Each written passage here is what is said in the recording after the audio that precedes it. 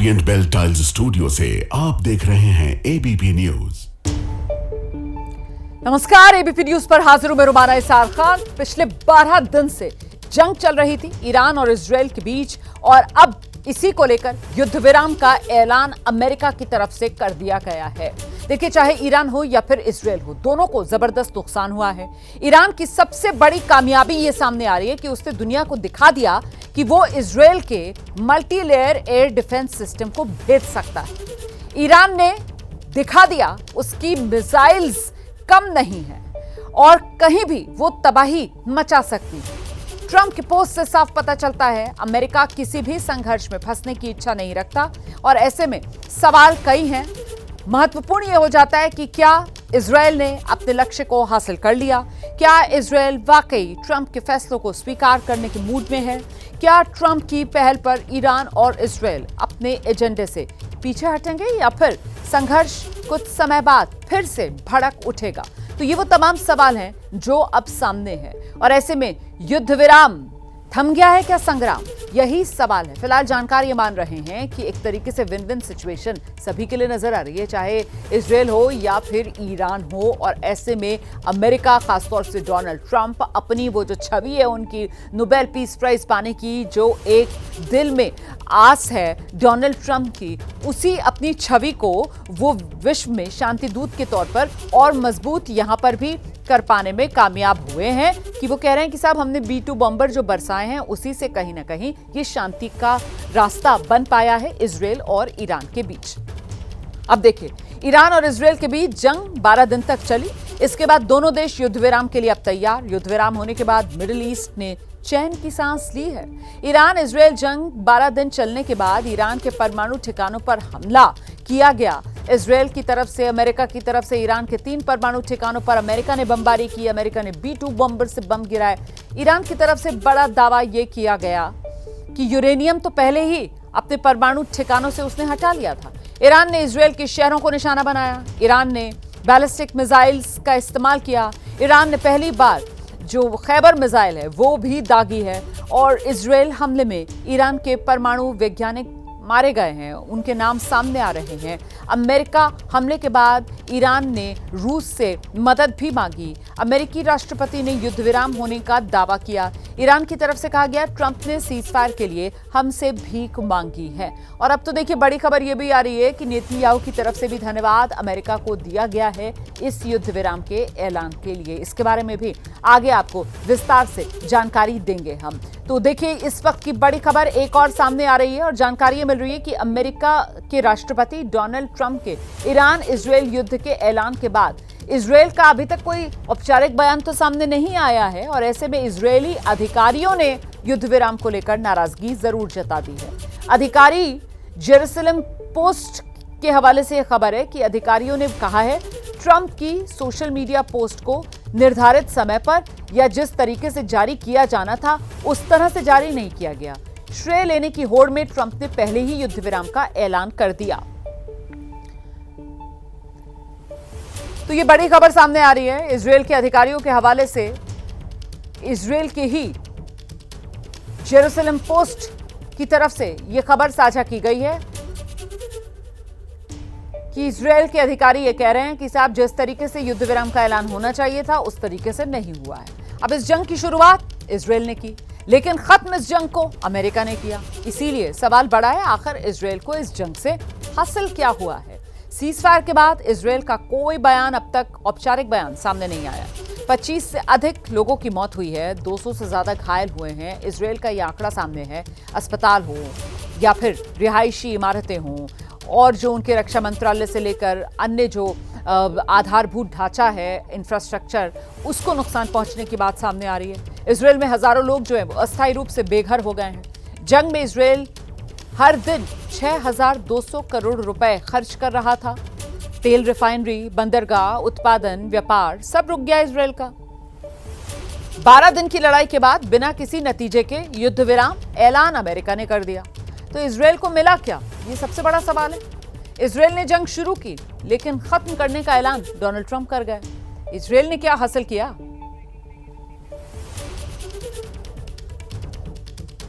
वहीं Iran Israel ceasefire से जुड़ी एक और बड़ी खबर। इजरायल ने सीजफायर की पुष्टि की है। सीजफायर के लिए ट्रंप का धन्यवाद नेतन्याहू ने किया है। सीजफायर का उल्लंघन अगर हुआ तो फिर तगड़ा जवाब देंगे, ये भी नेतन्याहू की तरफ से कहा गया है। इजरायल ने अपना लक्ष्य हासिल कर लिया। लीजिए, अब इजरायल कह रहा है कि उसका जो लक्ष्य था वो उसने हासिल कर लिया है और नेतन्याहू जो है अब वो डोनाल्ड ट्रंप को थैंक यू कह रहे हैं। सीजफायर के लिए डोनाल्ड ट्रंप का धन्यवाद है, नेतन्याहू की तरफ से कह दिया गया है। ईरान की परमाणु बैलिस्टिक मिसाइल्स को हमने नष्ट कर दिया है, ये भी नेतन्याहू की तरफ से कहा जा रहा है। तो वो कहते हैं ना फॉलन लाइन, वही इजरायल का फिलहाल हाल नजर आ रहा है। हम सीधे आपको लेकर चलेंगे, हमारे साथ हमारे सहयोगी नीरज राजपूत इस वक्त मौजूद हैं और साथ ही आपको बताएं खास मेहमान रुबिंदर सचदेव जी, फॉरेन एक्सपर्ट, विदेश मामलों के जानकार, वो भी इस वक्त हमारे साथ मौजूद हैं। हम जरा पहले नीरज का रुख कर लेते हैं और नीरज से जानते हैं। नीरज, अभी तक इंतजार किया जा रहा था इजरायल की औपचारिक प्रतिक्रिया का और अब इस युद्ध विराम को लेकर इजरायल की औपचारिक प्रतिक्रिया सामने आ चुकी है। नेतन्याहू थैंक यू ट्रंप कह रहे हैं। बिल्कुल, थोड़ा सोच समझ के बेंजामिन नेतन्याहू ने ये थैंक यू बोला है। उन्होंने देखा कि किस तरह से ईरान की तरफ से क्या रिएक्शन होता है इस युद्ध विराम का, और ईरान के विदेश मंत्रालय और विदेश मंत्री ने मान लिया था कि वो युद्ध विराम के लिए तैयार हैं। हालांकि थोड़ा सा कन्फ्यूजन रहा कि क्योंकि जो डोनाल्ड ट्रंप की जो पोस्ट थी उसमें वो 6 घंटे, 12 घंटे, 24 घंटे की बात आई थी, 12 दिन का वॉर की बात आई थी, उसमें थोड़ा कन्फ्यूजन हुआ और ईरान ने जो था वो मिसाइल अटैक कर दिया इस बीच में, जब तक कि शुरू होता युद्ध विराम शुरू होता, जो कहा गया था डोनाल्ड ट्रंप की तरफ से। तो इजराइल की तरफ से ऐसा लगता था कि पलटवार किया जाएगा, लेकिन अब जब बेंजामिन नेतन्याहू की तरफ से आ गया है, थैंक यू आ गया है, तो ऐसा लगता है कि युद्ध विराम के लिए बेंजामिन नेतन्याहू भी तैयार है। क्योंकि रोमाना जो हम लोग बात लगातार करते आ रहे हैं वो यही थी कि जो इजराइल का उद्देश्य था वो ये था कि किसी भी तरीके से ईरान को परमाणु हथियार ना बनाने दिया जाए, साथ ही उनका जो परमाणु कार्यक्रम है जिसकी आड़ में वो जो है हथियार बनाने की कोशिश कर रहे हैं उसको खत्म किया जाए। वो उन्होंने कर दिया था। शुरुआत में उन्होंने अटैक किया, 13 जून को किया, उसके बाद जो खत्म जो था वो अमेरिका ने किया, B-2 बॉम्बर्स के साथ किया। तो ऐसे में पलटवार जरूर किया और नुकसान भी हुआ इजराइल को। उनके लोग मारे गए, 2 दर्जन से ज़्यादा लोग मारे गए, कितनी बड़ी संख्या में जो उनकी रिहायशी इलाके हैं वो तबाह किए गए, लेकिन जो उद्देश्य था वो पूरा हो गया। तो ऐसे में अब बेंजामिन नेतन्याहू ये मान रहे हैं कि उनको भी इस युद्ध विराम के लिए तैयार हो जाना चाहिए और उन्होंने सहमति दे दी जो डोनाल्ड ट्रंप ने सीज फायर की बात की है। इसे इस रूप में भी देखा जा सकता है रुबिंदर सचदेव जी कि अमेरिका ने इजरायल के पास और कोई विकल्प ही नहीं छोड़ा। अपने आप ही अमेरिका की तरफ से युद्ध विराम का ऐलान कर दिया गया और उस युद्ध विराम को लेकर ईरान की तरफ से भी प्रतिक्रिया सामने आ गई। तो फिर जो बात जेरूसलम पोस्ट के हवाले से सामने आ रही है कि इजरायल के कुछ अधिकारी इस बात को लेकर नाराज भी हैं कि खुद ही डोनाल्ड ट्रंप की तरफ से युद्ध विराम का ऐलान कर दिया गया। Thank you. नाराज होते रहे, डोनाल्ड ट्रंप को क्या फर्क पड़ता है, राइट? अमेरिका को क्या फर्क पड़ता है ना बिग पिक्चर। इसी तरह से ईरान सर आवाज में दिक्कत है, रुबिंदर सचदेव जी आवाज में दिक्कत आ रही है सर, कुछ टेक्निकल प्रॉब्लम है, इसको ठीक करवाते हैं सर, मैं दोबारा आपके पास आऊंगी। तो देखिए इस वक्त की बड़ी खबर मैं आपको बता दूं, नेतन्याहू की तरफ से प्रतिक्रिया आ गई है। नेतन्याहू कह रहे हैं कि शुक्रिया डोनाल्ड ट्रंप, इजरायल ने अपना लक्ष्य हासिल कर लिया है, वो ये कह रहे हैं। और उनकी तरफ से साफ कर दिया गया है कि ईरान की परमाणु बैलिस्टिक मिसाइल्स को हमने नष्ट कर दिया है। हम एक बार फिर से जरा रुक करते हैं, जब तक रुबिंदर सचदेव जी से हम दोबारा से कनेक्शन जोड़ने की कोशिश कर रहे हैं, कुछ आवाज में दिक्कत आ रही थी, तब तक नीरज राजपूत का हम रुक करते हैं। नीरज, अब इसको कहा जा सकता है कि एक तरीके से ये परमानेंट सीज फायर है, युद्ध विराम है, जिस दिशा में बढ़े हैं ईरान और इजरायल। बिल्कुल, देखिए क्योंकि ईरान भी ये मान चुका है कि युद्ध विराम के लिए वो तैयार है और साथ ही इजराइल भी अब क्योंकि बेंजामिन नेतन्याहू की तरफ से आ गया बयान, तो इसके लिए लगता है कि अब जो है ये सीज फायर जो है, युद्ध विराम जो है वो लागू रहेगा और डोनाल्ड ट्रंप जो है वो तैयार हो गए। हालांकि सारे पक्ष जो है अपना नैरेटिव जो है वो बनाने की कोशिश करेंगे। डोनाल्ड ट्रंप जैसे कि उनकी आदत है हमेशा, वो अपने आप को क्रेडिट लेंगे कि उन्होंने ये युद्ध विराम करवाया है, उन्होंने युद्ध रुकवाया है। भले ही उन्होंने जो है अटैक किया अपने B-2 बॉम्बर्स के जरिए, ऑपरेशन मिडनाइट हैमर के जरिए किया हो, अटैक किया हो, परमाणु संयंत्रों पे किया हो, लेकिन वो ये जरूर कहेंगे कि शांति वो लेकर आए हैं, मिडिल ईस्ट में लेकर आए हैं, ईरान और इजराइल का युद्ध उन्होंने रुकवाया है।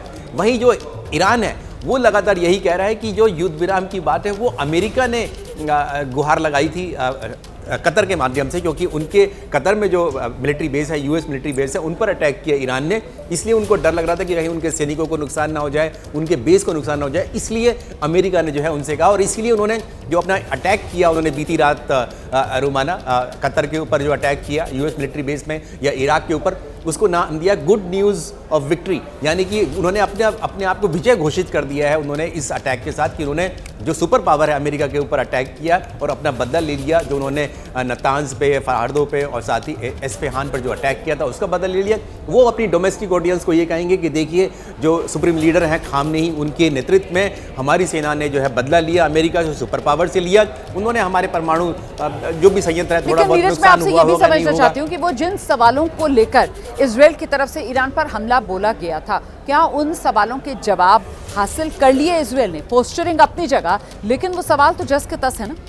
बिल्कुल, देखिए रोमाना, मैं वहीं आ रहा था कि इजराइल भी यही कहेगा कि उन्होंने जो है अटैक किस लिए किया था, जो अपना ऑपरेशन राइजिंग लायन है वो इसलिए किया था क्योंकि उनको शक था, उनको ऐसा पूरा यकीन था कि ईरान जो है वो चोरी छिपे परमाणु हथियार बना रहा है, जो कि यूरेनियम एनरिचमेंट की बात आ रही थी कि उनको संवर्धन कर रहा है, यूरेनियम का कर रहा है। तो ऐसे में हथियार नहीं बना, वो चाहते नहीं है कि ये न्यूक्लियर पावर बने। सिविल के लिए आप इस्तेमाल कर सकते हैं, एनर्जी के लिए इस्तेमाल कर सकते हैं न्यूक्लियर का, लेकिन आप हथियार बनाने के लिए नहीं करेंगे। तो उनका ये कहना है कि हमने तो भाई जो हमारा उद्देश्य था कि उसको हथियार नहीं आने चाहिए, ईरान के पास नहीं होने चाहिए, हमने वो अटैक कर दिया। बाद में थोड़ा सा और अमेरिका ने अटैक कर दिया, हमारे साथी हैं, हमारे पार्टनर हैं, तो उन्होंने हमारी मदद की इस युद्ध में की और हमने उनके परमाणु कार्यक्रम को पूरी तरह से तबाह कर दिया। तो हर देश अपना अपना नैरेटिव जो है यहाँ पर दिखाने की कोशिश करेगा और बताएगा, जो आप बार बार कह रहे हैं कि विन विन सिचुएशन जो होगी वो तीनों पक्ष अपना अपना विन विन सिचुएशन बताएंगे। और अमेरिका भी कहेगा और डोनाल्ड ट्रंप तो कह ही रहे हैं कि उन्होंने शांति लेकर आई है और इसलिए उनको जो है नोबेल पीस प्राइज के लिए नॉमिनेट कर दिया जाए, जैसा पाकिस्तान ने भारत और पाकिस्तान के बीच ऑपरेशन सिंदूर के दौरान किया है। लेकिन इस पूरे सिनेरियो के अंदर देखिए कहीं ना कहीं ये नैरेटिव और इसको मजबूती मिलेगी कि वो B-2 बॉम्बर्स का जो अमेरिका की तरफ से इस्तेमाल किया गया, कहीं ना कहीं उसी ने ये सीज फायर का जो रास्ता है वो तय करने में आसानी पैदा की, ये राह बनाई। ये श्रेय तो खुद भी ले रहे हैं डोनाल्ड ट्रंप, लेकिन एक तरीके से ये सच्चाई भी है नीरज।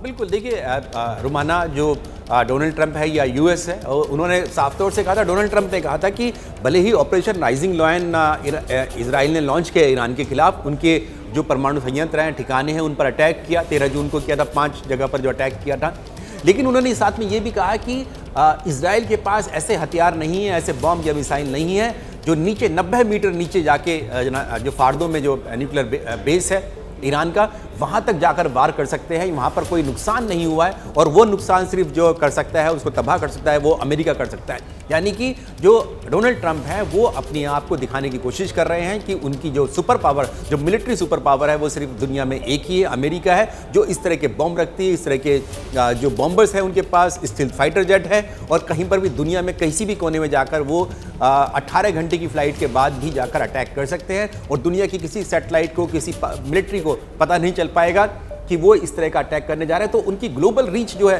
वो दुनिया के सामने दिखाई दे रही है कि सुपर पावर के तौर पर एक सामने निकल कर आ रही है। और दूसरी, जो डोनाल्ड ट्रंप बार बार कह रहे हैं कि वो तो शांति दूत हैं, उन्होंने अपने इलेक्शन कैंपेन में ही कहा था कि वो युद्ध कहीं होने नहीं देंगे, तो उन्होंने ये अटैक किया, लेकिन उसके बाद युद्ध को कहेंगे कि हमने, देखिए, हमने जो अपना इलेक्शन मैनिफेस्टो दिया था कि हम कहीं युद्ध होने नहीं देंगे, तो वो युद्ध भी नहीं होने दिया, बढ़ने नहीं दिया इस युद्ध को, नहीं तो एस्केलेट कर सकता था, पूरे गल्फ रीजन में कर सकता था, पूरी खाड़ी देशों में कर सकता था, मिडिल ईस्ट में कर सकता था, हमने वो भी कर दिया है। तो इसलिए ये जो था, ट्रंप जो है उन्होंने भी अपना नैरेटिव वॉर जो है बहुत अच्छे तरीके से जो है इसके माध्यम से, यानी कि मिडिल ईस्ट के माध्यम से वो दुनिया के सामने पेश किया। तो इसीलिए वो अपने आप को शांति दूत भी करते हैं और कहते हैं कि भैया अब मुझे ही ये नोबेल पीस प्राइज चाहिए।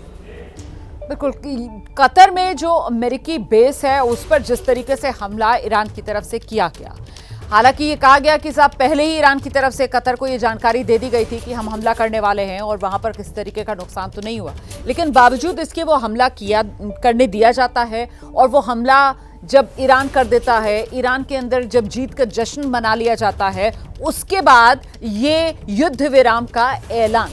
तो ये जो टाइमिंग है, इसको लेकर किस तरीके की चर्चाएं गर्म हैं? बिल्कुल, देखिए यही बात सामने निकल कर आ रही है कि जब ये अटैक किया गया अमेरिका के, अगर आप बेस पर अटैक करेंगे, तो आपने पहले ही इन्फॉर्म कर दिया, कतर को कर दिया कि आप अलर्ट हो जाइए, तो वो अपनी एयर डिफेंस सिस्टम को अलर्ट कर देंगे, जितने भी आपके यूएस के जो एयर डिफेंस सिस्टम है बेस के आसपास उन सबको। और इसीलिए अमेरिका ने कहा कि जो जितनी भी 1 दर्जन के करीब 12-13 मिसाइलें जो लॉन्च की गई ईरान की तरफ से, उनमें से जो 12 मिसाइलों को उन्होंने ध्वस्त कर दिया, यानी कि आसमान में ही मार गिराया। नीचे की तरफ यानी कि बेस में कोई भी नुकसान नहीं हुआ, कतर के बेस पर कोई नुकसान नहीं हुआ, जो इराक में भी हुआ वो भी कोई नुकसान नहीं हुआ। सिर्फ एक मिसाइल थी जिसको जो कि अनवारंटेड थी, वो किसी और दिशा में जा रही थी, उसको जाने दिया गया, लेकिन बेस पर जाके नहीं गिरी। तो ये अमेरिका ने भी ये बात मानी है कि ईरान ने अटैक किया, लेकिन उसको सफल नहीं होने दिया गया।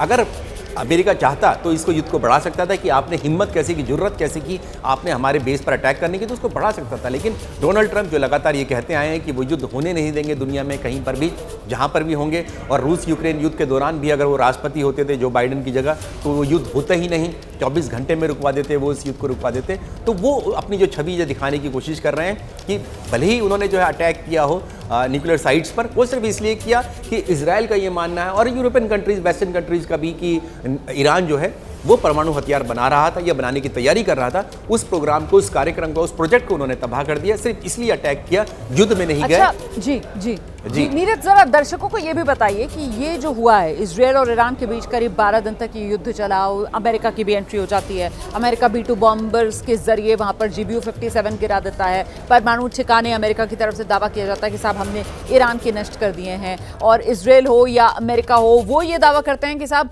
जो ईरान की परमाणु क्षमता है उसको हमने कहीं ना कहीं ईरान को पीछे धकेल दिया। हालांकि अलग अलग खबरें आती हैं और अमेरिकी अखबार ये दावा करते हैं कि उस तरीके का नुकसान ईरान को नहीं हुआ है, वहां से अपना संवर्धित यूरेनियम हटाने में वो कामयाब हुआ।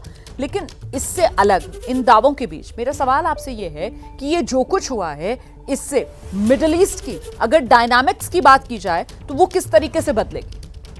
बिल्कुल बदलेगी रुमाना, आप ये मानकर चलिए, क्योंकि गल्फ कंट्रीज़ में भले ही हम लोग इनको इस्लामिक कंट्रीज़ मानते हो, लेकिन ये इस्लामिक कंट्रीज़ में भी जो ग्रुपिंग है इसमें भी 2 फाड़ हैं। चाहे जो ईरान है वो शिया पक्ष को रिप्रेजेंट करता है, और दूसरी तरफ जो है वो सऊदी अरब है, UAE है, इवन कतर भी, ये सब जो है सुन्नी बहुल इलाके हैं और देश हैं, और ये सब अपने को मानते हैं कि सुन्नी हैं, और ये कहीं ना कहीं अदावत रहती है, इनके बीच में रहती है। और ईरान क्योंकि पावरफुल कंट्री है, पिछले कुछ सालों से है, जब से ईरान और इराक का वॉर हुआ था, तो अपने आप को उन्होंने बहुत मिलिट्रीली पावरफुल किया। भले ही इन पर सैंक्शंस अमेरिका ने इतने लगा रखे थे, उस सबके बावजूद आप देखिए ना, इजराइल के खिलाफ उन्होंने कितनी बड़ी जो काउंटर वॉर किया इजराइल के ऊपर, जो दुनिया की सबसे बड़ी सुपर पावर में से मानी जाती थी कि मिलिट्रीली बहुत पावरफुल है, उनको भी उन्होंने जो है कहीं ना कहीं बैकफुट पर लाकर खड़ा किया। तो ये जो सऊदी अरब है, UAE है, ये भी चाहते थे, जॉर्डन जैसी कंट्री है, ये भी चाहते थे, जिनके संबंध रहे हैं अमेरिका के साथ, बहुत अच्छे संबंध रहे हैं, वेस्टर्न कंट्रीज़ के साथ बहुत अच्छे संबंध रहे हैं।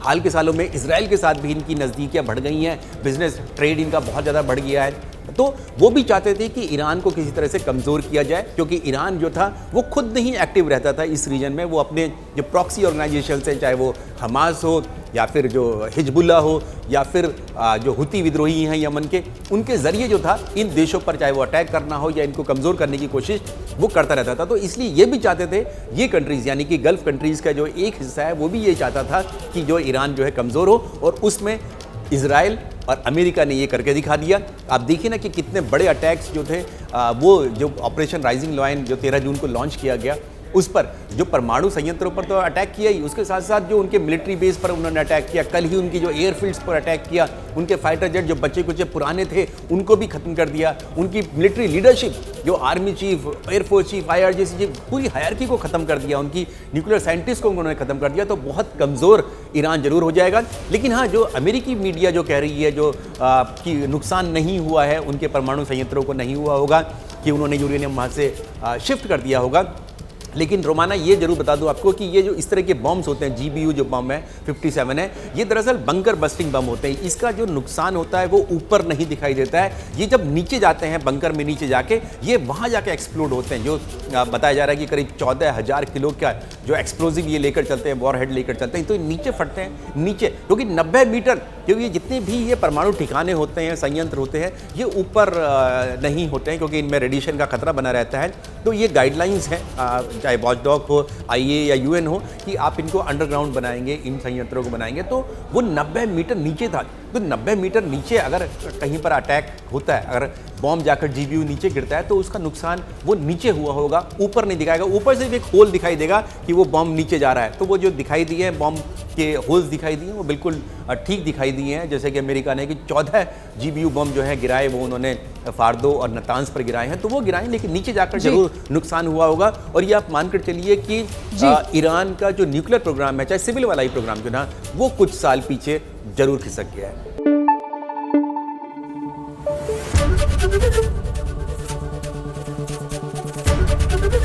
ABP न्यूज आपको रखे आगे।